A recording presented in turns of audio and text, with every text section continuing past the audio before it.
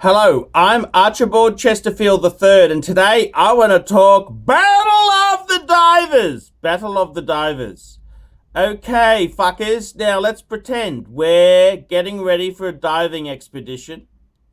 We've got a Seiko SRP, or we've also got the alternative of a solid gold Rolex Submariner. Which do we use?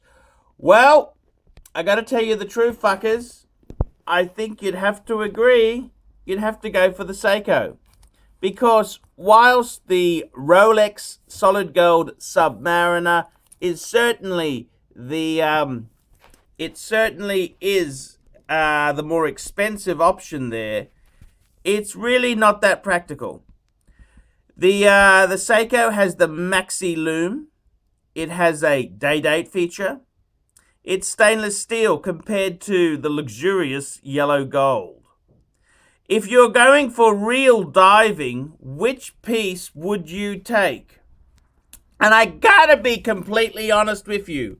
Whilst I love the solid gold Submariner, let's just do a bit of a comparison and we'll see which is the better diver. And I gotta be honest with you. Just looking at the side profiles there, I'm afraid to tell you, I think the Seiko has the edge. That's right, the Seiko has the edge. Have a look at the bracelet on the Seiko. It's got a flip-lock clasp as well as a push button system to secure the bracelet. The Rolex's system, well, there ain't no push button, nothing here. A flimsy flip lock in 18 karat gold. And this is really not a profession. This is I gotta be honest with you. This is old technology versus new technology. The whole way the Rolex is done, it's going to be a ding magnet. That's right, it's going to attract dings, whereas the Seiko has a very finished, very smooth finished appearance.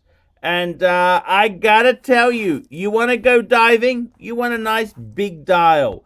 Compare the dials. The Rolex at 40 mils, that would have been fine 20 years ago, but I think the Seiko, it's just that so much more legible. That's the word we want to use there. It is legible. And legibility is important when we're under the water. 44.5 mil. Now, when you're wearing a wetsuit, when you got fish, animal life, and sharks around you, you need something readable. And I'm sorry, the Seiko pips the gold Rolex for true divers. That's right, because let's face it, the gold Rolex Submariner is a fancy trinket for movie producers, real estate developers, and other sharks of the boardroom. Whereas the Seiko, it's a proper underwater instrument for the diving professional. Comparing these two pieces, which piece would you prefer to take on an underwater challenge? And the answer is simple. The Seiko SRP series trumps the gold Rolex any day of the week. Any day of the week, fuckers. Any day of the week. I mean, if I'm taking a lady out, of course the gold Rolex is the image I want to project of wealth, sophistication, and oodles of fucking cash. But the Seiko, this is a professional diver. If I got stuck underwater, I'd want the Seiko on my wrist. These are two divers, and they're two iconic divers. The Seiko, one of the leading Japanese divers, and the Rolex, what probably the most respected name in dive watches.